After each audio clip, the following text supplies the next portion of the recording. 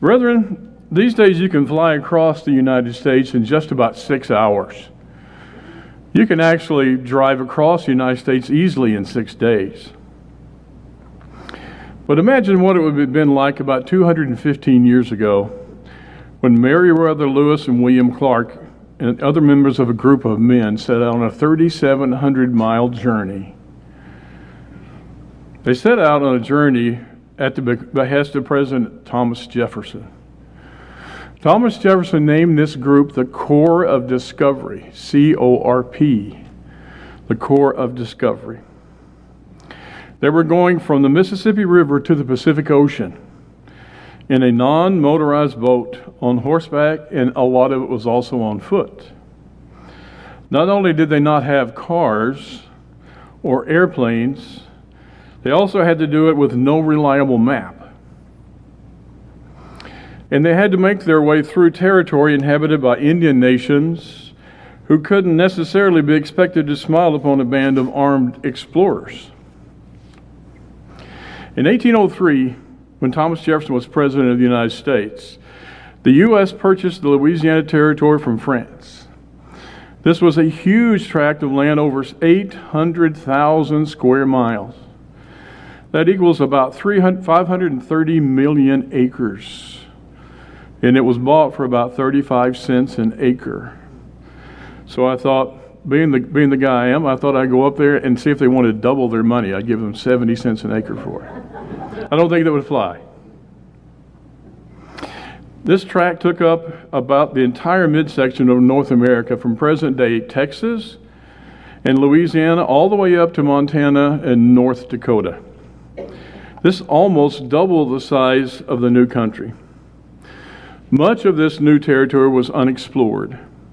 Jefferson decided to send an expedition up the Missouri River to its source in the western mountains and beyond to the Pacific Ocean. President Jefferson hoped that the expedition would be able to find the elusive Northwest Passage, a water route across the country, which would be a great boon to commerce and economics of the United States at that time. So in that same year, Jefferson commissioned the Corps of Discovery under the command of his trusted private secretary, Meriwether Lewis. Besides seeking the Northwest Passage, Lewis was to map the new territory, assess its natural resources, and make contact with its inhabitants, befriending them if possible. Lewis recruited his friend William Clark to share equally in the command of the expedition, as well as a force of over 40 men. The members of the Corps of Discovery were soldiers, but their purpose was peaceful. And please keep that in mind. They were soldiers, but their purpose was peaceful. They were to explore, entertain diplomacy, and work on science. Lewis was commissioned as a captain of the Army of the United States. Clark was a lieutenant, although the inferior rank was kept secret from the men. And Lewis always addressed Clark as captain. Lewis purchased a large stock of supplies, including guns, ammunition, food, clothing, navigational instruments, and large numbers of goods to be used as gifts and barter for the Indians. To carry the Corps and its cargo on the first leg of their journey, Lewis had a keelboat built, a 55-foot long, a shallow draft vessel capable of carrying about 12 tons of cargo. The boat had a sail, but was mostly propelled with oars and poles, and you can imagine how hard that would be all day, doing that all day. It was said that on average, the men that were doing this work ate about 9 pounds of beef each day, or meat. I shouldn't say beef because they shot their animals. It was elk, buffalo, whatever they could get. The journey on the Missouri River would be over 2,000 miles upstream all the way. The expedition started from St. Louis, where the Missouri empties into the Mississippi, on May 14, 1804. Along the way, Clark oversaw the men and carefully mapped the route. Lewis made scientific observations and collected specimens of animals and plants. The trip was arduous. The men lived outdoors, hunted for food, and rowed the keelboat up the river, often towing the boat from the shore when the current got too heavy or the river became difficult to navigate. You can imagine how much work that was day after day. You can also imagine these men were young, in their 20s. The party made only 12 to 14 miles a day. Along the way, the group made contact with Indian inhabitants of the land. During the season of travel, they contacted the Missouris, the Omahas, the Yankton Sioux, and the Teton Sioux, most commonly called the Lakota, and the Arikaras. The captains would offer gifts, meet with the chiefs, and make speeches encouraging the Indians to make peace with one another and with their new great father, who was President Jefferson. All were friendly except the Lakota, with whom the expedition had a confrontation that nearly became violent. By October, the Corps discovery had reached what is now North Dakota. But they were obviously nowhere near the Missouri's headwaters, and winter was at hand. Since little was known about the route between the Mandan villages, Lewis and Clark decided to build a fort in winter with the Mandans and Hidatsa neighbors. These tribes, with a population of about 4,500, occupied 5 permanent villages along the Missouri River and were known for their friendliness and generosity. During that winter, Lewis and Clark hired Toussaint Charbonneau, a French fur trader, and his wife. You may have heard of her. Her name was Sacagawea, or Sacagawea. Realizing that this woman could help them by acting as interpreter with her people, who lived near the Missouri's headwaters. In the spring, the captain sent the keelboat back down the river with a few men and many items to go back to President Jefferson, including an interim report on the expedition, the type of soils they had, the minerals, plants, Indian items, and even some live birds and a prairie dog, all sent back to the president. Most of the expedition continued up the river in canoes, taking along Sacagawea, her husband, and their newborn baby, Jean-Baptiste. The group spent the next months making their way west up the river into territory unknown to white men. They encountered a great profusion of wildlife, including buffalo, wolves, bighorn sheep, and the ferocious grizzly bear. They made their way into present-day Montana and found the river becoming increasingly impassable. With fierce rapids and waterfalls, their challenges were increasing. When they finally reached the areas of the Missouri's headwaters, they sought out the Shoshone. As it turned out, Sacagawea's brother was chief of the village they first contacted. With her help, the party obtained the horses they needed to get across the mountains ahead. As the party began crossing the mountains on horseback, it soon became obvious that the hope of finding a northwest water route was a false one. Jefferson had believed that the explorers, after leaving the Missouri, would find only a small mountain range with a river to the Pacific just a short distance on the other side. You know what they found was the gigantic, magnificent Rocky Mountains. In fact, the expedition had to make its way on the Lolo Trail across the vast Bitterroot Mountains, already covered with snow in September. The crossing took 11 days, during which the men nearly starved. They were almost helpless when they reached the Nez Perce Indians on the other side. Fortunately for Lewis and Clark and their group, the Nez Perce welcomed and fed them, helped them make canoes, and agreed to take care of their horses until they returned on the way back east. Can you imagine that? Can you imagine the friendliness of the Nez Perce? With the water finally running west, the explorers quickly traveled down the Clearwater, the Snake, and the Columbia rivers, reaching the Pacific coastal area in early November. On March 23, 1806, the Corps of Discovery started on the long journey back the way they came. They had some conflict with some of the Indians on the lower Columbia, whom they accused of charging high prices for food, trying to steal from the travelers and interfering with their projects. But when they reached the friendly Nez Perce, they found their horses alive and cared for, though scattered on an open range. The group was back across the mountains by June and decided to split up into smaller parties for a while so as to explore some of the territory more thoroughly. Lewis took a more northern route, and it was during this trip that the explorers had their first and only violent contact with Indians.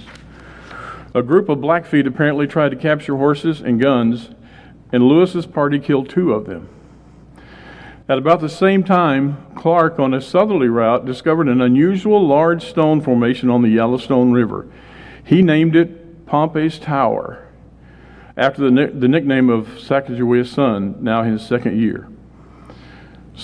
There on that formation, Clark left an inscription, William Clark, July 25th, 1806. About 4 years ago, my wife and I had the opportunity to go there and see that. It was awesome. It's probably 30 miles east of Billings, Montana. The separate parties rejoined in August back on the Missouri River at the mouth of the Yellowstone. They continued on down the river, dropping off Charbonneau, Sacagawea, and Little Jean-Baptiste at the Mandan villages. Trailing quickly, they reached St. Louis on September 23rd, 1806. The men of the expedition were welcomed as heroes. They had been gone so long that many feared them dead. Remarkably, only one member of the group died. That was Sergeant Charles Floyd, who probably died of a ruptured appendix as the Corps of Discovery traveled up the Missouri River on its way to the Mandan villages. The Corps of Discovery returned with a great deal of knowledge about the new United States territory west of the Mississippi. The people, the land, the rivers, the mountains, the plants, and the animals. The expedition made important contributions to the mapping of the North American continent. So, brethren, after I've read this executive summary of their trip, you may be rightly wondering, what does all that have to do with me? What does all that have to do with the people in this room? I maintain, brethren, that God has his own Corps of Discovery and that you're a part of it. Allow me to read these direct instructions from Thomas Jefferson to Meriwether Lewis. The object of your mission is to explore the Missouri River and such principal stream of it as by its course and communications with the waters of the Pacific Ocean, whether the Columbia, Oregon, and Colorado or any other river may offer the most direct and practicable water communication across this great continent for its purpose of commerce. I declare to you that God has given us an instruction. If you would, please turn to John chapter 15. John chapter 15. And we'll start in verse 16. As you're going there, I will start reading in verse 13 to lead us up to 16. The greatest love you can show is to give your life for your friends. You are my friends if you obey my commandments. I didn't call you servants anymore, because a servant doesn't know what his master is doing. But I've called you friends because I've made known to you everything that I've heard from my Father. Now, particularly notice verse 16. You didn't choose me, but I chose you. Have you ever stopped to think seriously about that statement? The greatest power in the universe, the powerful, all-living, all-knowing, all-wise God chose you. I have appointed you to go and to do what? Produce fruit that will last, and to ask the Father in my name to give you whatever you ask for. Look at verse 17. Love each other. Love each other. This is what I'm commanding you to do.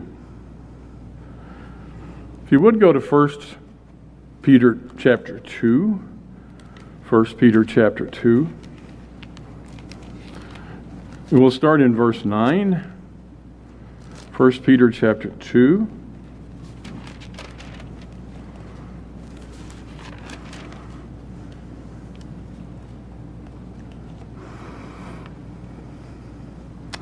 However, you are a chosen people, a royal priesthood, a holy nation, people who belong to God.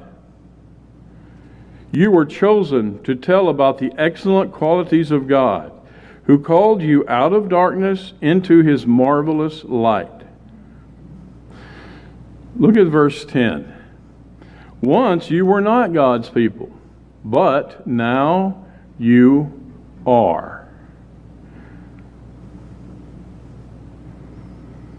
Once you were not shown mercy, but now you have been shown mercy. So, if we are called by God to be His core of discovery, how are we supposed to act? What is our charge from the greatest power in the universe? If you would, go to Ephesians chapter 4. Ephesians chapter 4.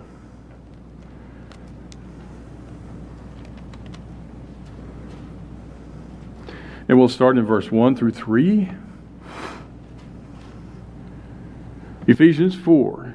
And by the way, I'm reading from the Bible that's God's translation. It sounds different.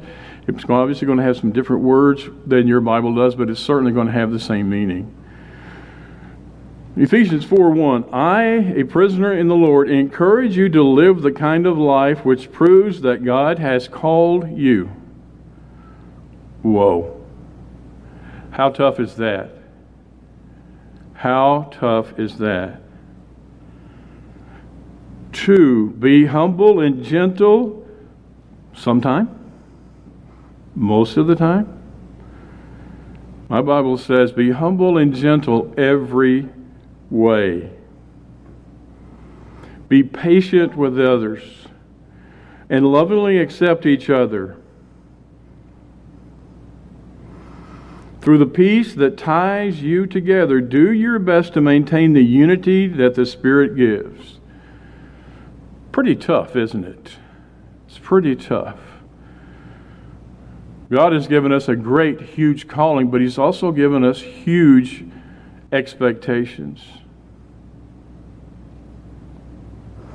If you'll move over in the chapter to verse 29, please. Ephesians 4, verse 29. Don't say anything that would hurt another person. Instead, speak only what is good. Why? So that you can give help wherever it is needed. That way, what you say will help those who hear you. Don't give God any reason to be upset with you. Huge challenge, isn't it? Huge challenge. He has put His seal on you for the day you will be set free. Set free from what? Set free from this world of sin. Verse 31. Get rid of your bitterness, hot tempers, your anger, your loud quarreling, cursing and hatred. Be kind to each other, sympathetic, forgiving each other as God has forgiven you through Christ. We've gone through a lot in this area in the last 10 years, haven't we? It's not been easy. God has absolutely huge standards for us. Standards are very, very, very high. And they're very, very, very hard to reach.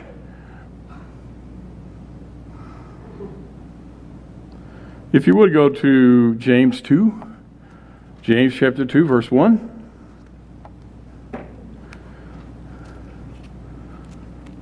James chapter 2, verse 1.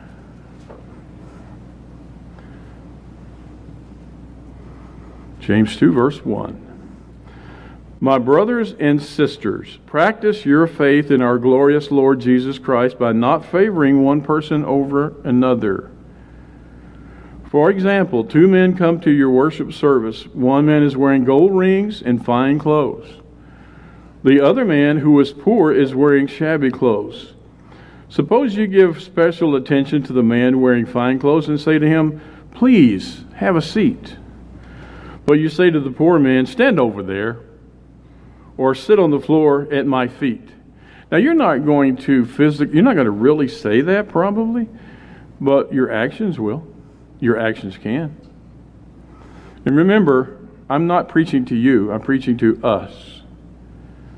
Us. Verse 4, aren't you discriminating against people and using a corrupt standard to make judgments? Did you notice he did not say, don't judge? I've found that teaching is an enormous insight to the world we live in.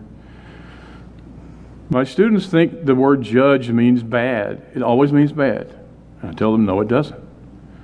No, it doesn't.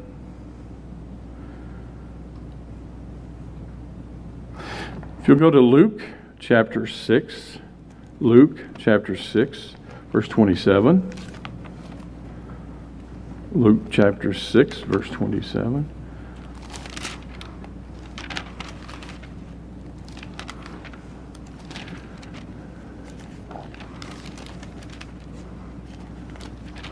Luke 6, verse 27.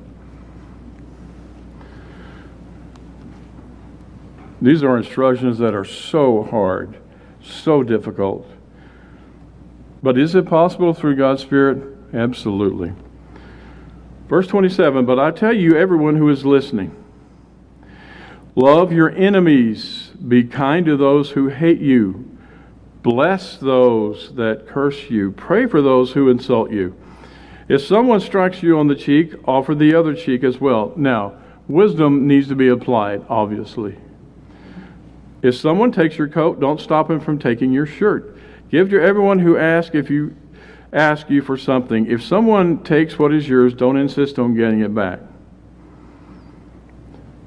Verse 31, do for other people everything you want them to do for you. I grew up in the church. I don't know anything else. I had the opportunity to work 27 years at Ambassador College / University. And I'd like to speak to you for a moment about the two great commandments. It's just an observation that I've thought about for a long time. You may not agree, and that would be perfectly fine. I always felt like growing up in the church and in living and working at Ambassador College that we as a group of people, we did our best to fulfill the first great commandment, love God. We wouldn't get within 5 feet of a pork chop. That's fine. That's why I'm not putting it down.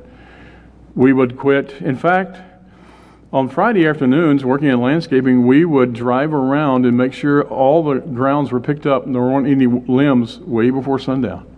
That's fine. But in my judgment, we did not do a great job. We did not do a great job in the second great commandment, love your neighbor. Why? Because we had an idea of keeping ourselves unspotted from the world. Well, that's great, but I think we misinterpreted what the word unspotted means. Don't we have to work in the world? Don't we have to have our light shining? Are we the salt of the earth? Does God tell us to be the salt of the earth? I like a little bit of salt on my steak. I don't put that salt out by the side of the steak. I put it on it. You are in the world. You are setting an example. So am I, every day, to 125 students. What I'm saying today, brethren, is this is a huge task to accomplish. A huge task to accomplish. But we can do it. We can do it. I'd like to leave you with 3 things. Number 1, stay the course. Stay the course. There was a man who gave a sermon a long time ago on those grounds right over there about 3 miles east that said, hoe to the end of the row. Hoe to the end of the row.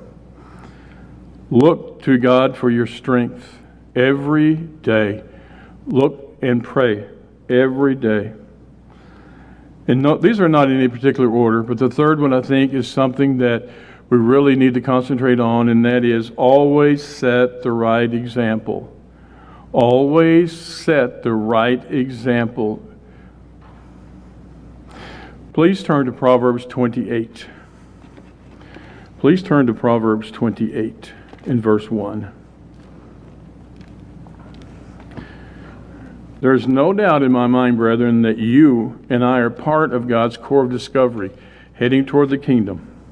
There's no doubt. What is your mindset as a Christian? What is my mindset as a Christian? Proverbs 28, verse 1. A wicked person flees when no one is chasing him, but righteous people are as bold as lions. Righteous people are as bold as lions.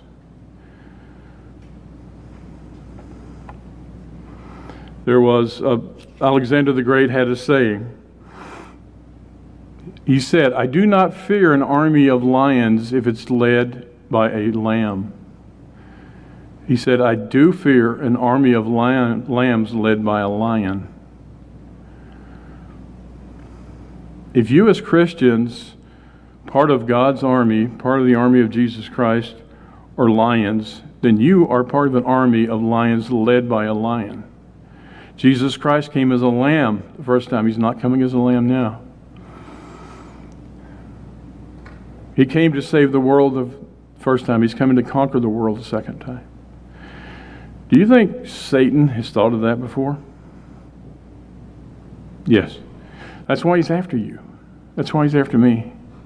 That's why he's putting stumbling blocks in front of us. So what are we looking for? What is the end game, so to speak? Last scripture, if you'll turn to Matthew chapter 25. Matthew 25.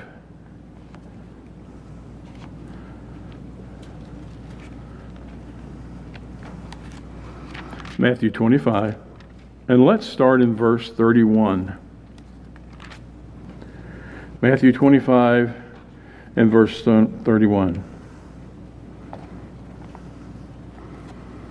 When the Son of Man comes in his glory and all his angels are with him, he will sit on his glorious throne. The people of every nation will be gathered in front of him. He will separate them as a shepherd separates the sheep from the goats. He will put the sheep on his right hand, but the goats on his left. Verse 34. Then the king will say to those on his right, and brethren, if we persevere, we will be on his right. Then the king will say to those on his right, come, my father has blessed you. Inherit the kingdom prepared for you from the creation of the world. Let me read that again. Inherit the kingdom prepared for you from the creation of the world. I was hungry, and you gave me something to eat. I was thirsty, and you gave me something to drink. I was a stranger, and you took me into your home. I needed clothes, and you gave me something to wear. I was sick, and you took care of me. I was in prison, and you visited me. Verse 37.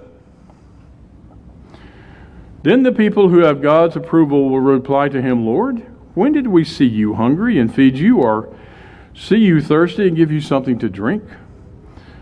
When did we see you as a stranger and take you into our homes, or see you in need of clothes and give you something to wear? When did we see you sick or in prison and visit you? The king will answer them, I can guarantee this truth. Whatever you did for one of my brothers or sisters, no matter how unimportant they seemed, you did it for me. You did it for me. To paraphrase an old statement from Star Trek, we are boldly going where no one else has gone before. We are boldly going where no one else has gone before. And I'd like to leave you with the words of a wise man that I've met 2 or 3 times in my life. And you know what he said? He said, I've looked into this book, into the back of the book, God's book. I've looked into this book, and we win. We win.